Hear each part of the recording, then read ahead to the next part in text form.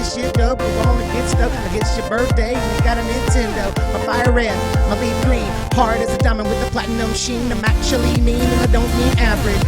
What's up, my Wizards Dev? SBMTG down there and magic stuff on YouTube. Today, in the last like 48 hours, really, we've seen like 11 different spoilers for Shadows of Innistrad, and a lot of them are really interesting cards. And some of them will have a huge effect on possibly multiple formats. We'll see. What I'm going to do is actually make a top 10 list out of that by putting them in the order of their relevance, at least from what I can tell. So let's look at that. How do you make a top 10 list out of 11 cards? Honorable mentions. My honorable mention today is Shard of Broken Glass, which is actually kind of a cumbersome name. I wish it was just like Shard of Glass or Broken Glass or whatever. But, you know, this doesn't look like a great card to begin with. The art is kind of cool, which is a trend that we'll see throughout a lot of these. The art is really spot on in this set. But as far as this goes, this does seem like a way in draft or limited really period to, you know, make Delirium work for you. That could be a thing.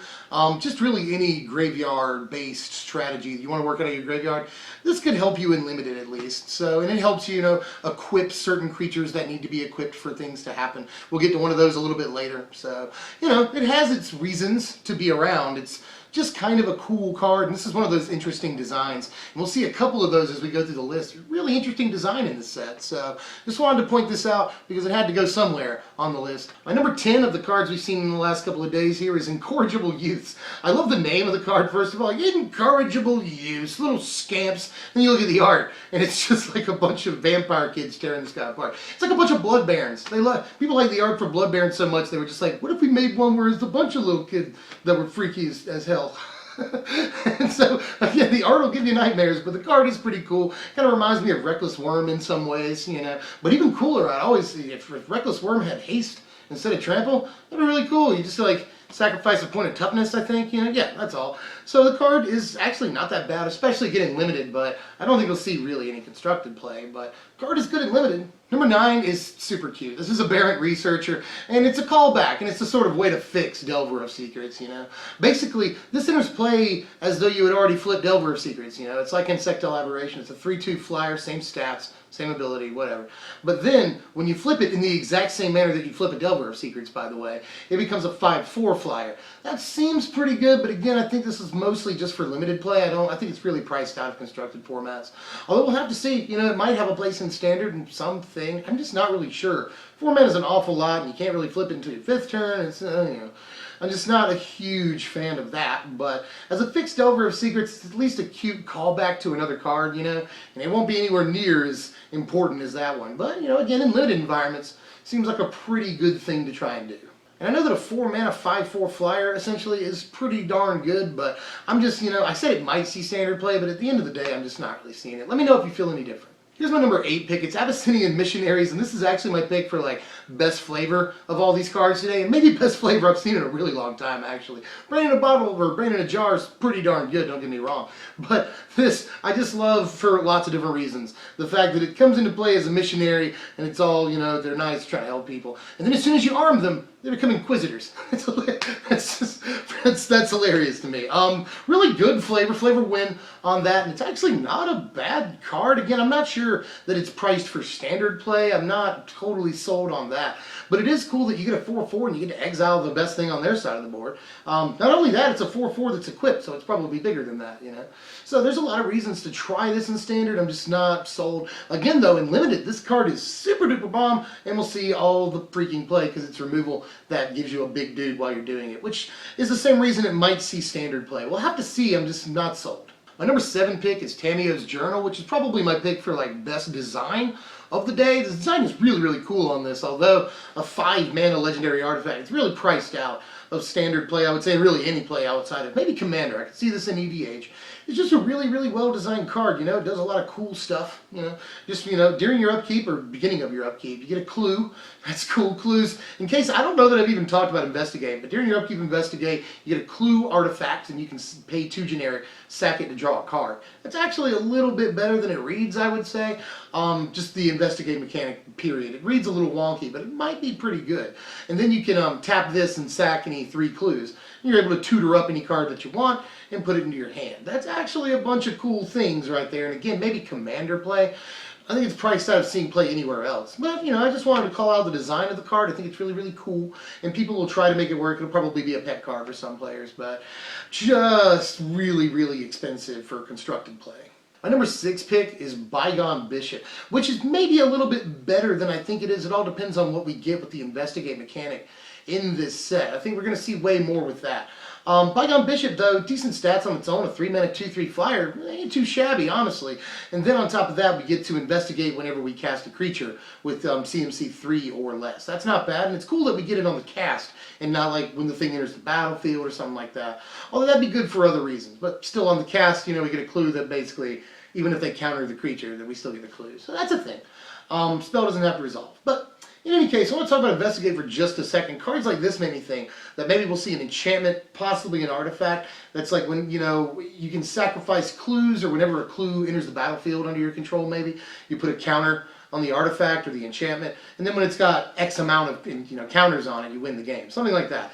I don't know if they'll go that, like, balls deep with the mechanic. We'll see. But there's going to be something that you're supposed to do with all of these clues to make a resolution to the case that you're trying to solve. You know, that just seems like the logical thing to do from a design perspective. So we'll see. But I like the card. Interesting, you know, good stats, and cool that you can basically, whenever you cast a small guy, you can pay 2 and draw a card. That's, you know, it's not bad. That seems all right, but we'll see. We'll see. Number 5 is where I really get to talk about constructed playability. This is Pick the Brain, and this card looks innocuous at first, but I actually think that it has some pretty cool implications. First of all, both in Standard and Modern, the Eldrazi are big things, and they like when you get to exile stuff. So it's always cool to be able to exile things from their hand. Back in the day, we played Coercion in black decks, and that was a fine card, and that was nowhere near the card that this is. This is a pretty decent card, being able to just, especially on the play, this card is fantastic. Getting to take their 3-drop out of their hand. On the draw even, you get to take their 4-drop out of their hand. Usually, you know, if you're an aggro-based deck, which you probably won't be playing this, but you get to take removal and stuff out of their hand if you want to. Even in mid-range, you do that. And then in the control deck, you get to take, you know, big threats out of their hand and stuff. Just seems like this could be pretty good, and it's got that Delirium ability tacked on there that looks tacked on, but extractabilities are actually super duper dope. And in a format like Modern, I don't know that you make room for something like this. It looks very expensive, but it definitely seems like it'd be very easy to get Delirium by the time you're able to cast this, and just, you know, basically extract their big, kind of like Scape Shift, whatever, you know, they're trying to do. Seems like you could just extract that and leave them with no options. So against certain decks, this is an interesting sideboard piece if the deck is comfortable getting Delirium by the 3rd or 4th turn, which with Thought Scour and a, you know, bunch of other stuff that, you know, in the format, that could be easy enough. Fetch lands will be in Modern still, so maybe, you know. But I just think the card is a little bit better than it looks, and I've talked about it too long already, but just remember that Eldrazi love to exile things and then process them, so I can see something like this seeing at least Standard play. But from here on out is when we get to talk about some stuff that I think will definitely, certainly see constructed play. Numbers 4 through 1 are all just like phenomenal cards, as far as I can tell. Number 4 is Heir of Falkenrath, and I wish you could see my reaction when I first saw this card. It's just like completely freaking blown away, and I can't even recreate my reaction. It's just like, I'm amazed that this card exists. You know, it doesn't look amazing to some people, but honestly, a 2-mana 3/2 flyer is what you're looking at. That is also a discard outlet for reanimation strategies, madness, which is a thing we know for sure in this this set. So just all kinds of reasons why you might want to discard things, right? Discard outlets are for that you don't even have to pay mana to discard things. That's always actually really good. Putrid Imp is a good card for reanimation and madness strategies. We already see that. That's a legendary card. Not like an actual legendary creature, but a card that a lot of people love. This is another free discard outlet. You only get to discard the 1 card. I understand that. But still really good for madness. It's going to be great in Standard. And at the end of the day, you know, 2nd turn, you get a 3/2 flyer. That is amazing for black aggro, or black aggro base decks that splash another color, white, red perhaps. So just this card's going to see a lot of play, I would imagine. I feel fairly safe in calling this is, at least in budget decks, going to see a ton of play. And this could be one of those dollar uncommons. I have no idea, but this card, to me, looks absolutely bonkers. So yay, Heir of Falconry. I'm very excited for black aggro. My number 3 is Geralf's Masterpiece. I think this card is much better than some people read it at first, and there's already a lot of talk about this. I definitely think it's mythic for a reason. You can essentially cast this at instant speed out of your graveyard by discarding 3 cards and paying a splashable 3 and a blue. That's incredible. It's a 5 mana. Outside of that, a 5 mana 7/7 flyer. Those are good stats. Of course, the only drawback is that it gets -1/-1 for each card in your hand. If you're playing a control deck, that seems like a terrible drawback, but you can keep 3 cards in your hand, you got a 4/4 flyer, that's not bad. When you're down to just 1 or 2 cards, the thing is way bigger and sort of rewards you in a control deck for not having cards in your hand, which is usually disastrous in control. But if you're down to just a couple of cards or whatever, this actually is a better card. You never see that in control. Control always gets punished for having fewer cards in its hand, usually by losing the game because it doesn't have all its options. But this is a reason in control to not have as many cards. That's actually a cool thing. Outside of that, just remembering that you can cast it. That's not a sorcery ability. You can do that whenever you want. Discard 3, bring it back. That's good for reanimation strategies. I've decided to hold over the Solar Flare deck until this set came out. Now I'm glad I did. This is a perfect creature for Solar Flare, allowing you to put things into your graveyard. You put this into your graveyard, and you discard more things into your graveyard. This comes back into play, and then you can reanimate something else, you know? This fuels Madness very, very well. So imagine discarding 3 cards with Madness. And really, you're just going to discard 1, tops probably 2, but that can just be a situation that leads to a ton of value. I can't really stress how much I like this card. I'm very, very excited to see what this card does in the format. If anything, I could be completely off base, but I'm pretty sure this card is amazing. Number 2, we're getting down here. Number 2 is Declaration in Stone. Declaration in Stone is amazing. We can all agree that even though it's sorcery speed, I know it's sorcery speed, that's going to hurt its playability an awful lot, but it still exiles a thing, and they really get like minimal upside. You know, they get a thing that's like pay 2 generic, draw a card. That's cool, you know, it sucks they get to draw a card, whatever, but exiling a guy for a splashable 1 and a white is just, that's unbelievable. That is great removal, and I'm glad that we're seeing white now picking up the mantle of removal a little bit more, you know. We still have Silk Wrap in white. We've got a couple of other things, don't get me wrong, but this is just a premium, absolutely gorgeous piece of removal right here. So I can't wait to play with it. It's going to be good in control decks, you know, it exiles things. That's awesome for processing as far as Eldrazi goes. So you're going to be using it in those decks too. I should also point out, actually, before I move on quickly, that of course, if you hit tokens with this, it wipes out all the tokens, and they don't get to investigate. That's ridiculous. You see a lot of things in the format, even after the rotation that'll, you know, make tokens. So yay against, you know, Nissa decks, Gideon decks, all the things that create tokens, Secure the Waste, whatever, you know, Hangerback Walker, P and Quran, all those, screw you. We have something awesome against you now. My number 1, though, and I'm pretty sure a lot of you have called it because there's been a lot of discussion about the card already, is Relentless Dead. This card is absolutely ridiculous. 2 mana, 2/2. They tack on Menace to make it harder to block and make you know that you're supposed to play it. That could be all the stats. 2 black, 2/2 Menace, and it would be a playable uncommon in like draft. But they decided that they want this card to be a force in standard. So what they did is they said when it dies, you can pay black, pop it back to your hand. Also, when it dies, you can do a second thing. You can do both of them if you want to. I want to point that out. But when it dies, you can pay generic X whatever color mana. That's awesome. Just X generic. You return another zombie creature from your graveyard with converted mana cost X from your graveyard to the battlefield. To the battlefield. That's all. Everything the card does is amazing. Like Mono Black Sacrifice is still going to be a deck in the format, and this just goes so well with everything, you know. So it goes really well with Nantuko Husk, which by the way is a zombie, so you can pop that back onto the battlefield when this thing dies. By the way, Fleshbag Marauder is also, I believe, a zombie. So that's pretty, yes it is. It's also a zombie. So you're able to pop that back on the battlefield, make them sacrifice a guy, and just put the flesh bag right back in, sacrifice the flesh bag, you know, and you'll be able to do this over and over. That's a cool trick in and of itself and gets around things like Ojutai and other hexproof creatures. So Fleshbag Marauder could go really well with this. I'd like to see a really good 1-drop zombie. I don't know if we'll see it. We do have like Shambling Goblin, which actually has cool implications with this card when you think about it, but everything the card does in like Aristocrats or Mono Black Sacrifice decks is going to be quite welcome. And 2 of these, by the way, loop. You can loop them over and over. That's awesome too. So just Relentless Dead, you are just... Everybody's already discussing the very, very, very many possibilities of this card and already slotting it into Black Aggro, slotting it into Aristocrats decks that splash green or splash white. You know, just... lots and lots of things that can be done with this, and we just saw Declaration in Stone. That's going to help stop this card a little bit. We already see a safety valve and a bunch of other ones, complete disregard, some other stuff in the format, but Flame Tendrils, you know.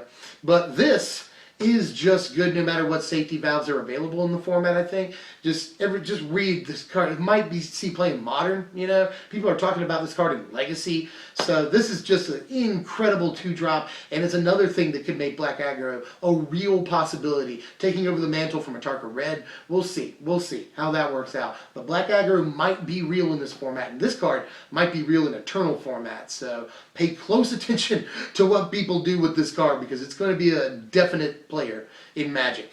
What's up, everybody? Actually, before we go here, while I was editing, or actually while I was sitting down to edit this video, they spoiled this, which is probably just as impactful as anything I've talked about in the entire video today. This is the coolest thing I've seen so far, and I really, really like Relentless Dead, but this is Avacyn. Avacyn's back, everybody. Archangel Avacyn costs 5 mana for a 4/4 flying vigilance flash, which is going to be really, really important to the function of the card. When it enters the battlefield, your guys gain indestructible until end of turn. But when one of your creatures does die, you flip it. When it flips, it transforms into a 6/5 flyer. And when it does transform also, it lightning bolts every creature on the field and every player for 3 damage. That's just, look at all the things the card does, and imagine the implications considering it has flash. During your opponent's combat step, you can play this, give all your guys indestructible, then maybe sacrifice a guy to Nantuko Husk. That seems good enough right there. He dies. Then you flip the Archangel into the red version of it, the 6/5 flyer. It deals 3 to everything on the board, but hey, your guys are indestructible. Their guys aren't. And their guys are still going to take combat damage too in that situation. So just all of the amazing implications with this thing right here. It's going to make them very scared of swinging if they think they might be facing up against an Archangel in your hand. So, I mean, I just saw this card for the first time maybe 2-3 minutes ago before I started recording this, so that was the first thing I could think of, is that, like, even if you can't flip it, this is an amazing card to play during their combat step, first of all. But if you can flip it, it just gets dumb. And I was talking about with Relentless Dead how black-white sacrifice might be a thing. Yeah, I think it definitely is at this point. Black-white aristocrats might be back because this looks absolutely stupid, especially if you can flip it. But there's plenty of value sort of even if you can't. So at the top of the curve for a lot of, you know, white-based decks, this probably is going to be a very important card. So look out for her. I'm really, really hyped about this, if you can't tell. So this is the other number one, I guess, for this video. We'll call it that. I'm comfortable putting it there. This is just as good. You know, I'm just as happy and hyped about this as I am Relentless Dead. This card is ridiculous. That's all I got for today. What's coming up next? All of you who want decks, and I know there's a bunch of you out there that don't have cons or fate in them, I've got a couple of ideas. I want to know what you want to see next. Here's my ideas. Azorius Tempo could do that. Black-White Eldrazi Control could do that. And I'm also working on a video that's going to actually be a couple of different, you know, decks in one video. That's basically all the possibilities that aggro has moving forward in the format. You know, we won't be able to play the Atarka Red deck as we know it anymore. So do we play, you know, red-green landfall? Do we play mono-black? I've already talked about that. Red-black, you know, black splash red. Allies. There's a lot of things we can do. Elves are still in the format. What else do we have? Goblins written down here. So there's a lot of different things we can try and do with aggro. But which one is the best, and sort of what are our options in each thing? So also working on that for you. Let me know which of these videos you'd like to see the most. I'll go ahead and punt it out because they're all almost ready. That's all I got for now, ladies and gentlemen. Like, share, comment, subscribe if you're new. Do all the YouTube things, and I'll see you guys later. Thanks. Sincerely, thank you very much for watching, my wizards. In case you're wondering, Ziggy is still down there. I don't know if you can see him on camera. Oh, the big stretch from the baby. Say bye, Ziggy. You're not, because you're sleepy. You're not going to say bye, you sleepy bear.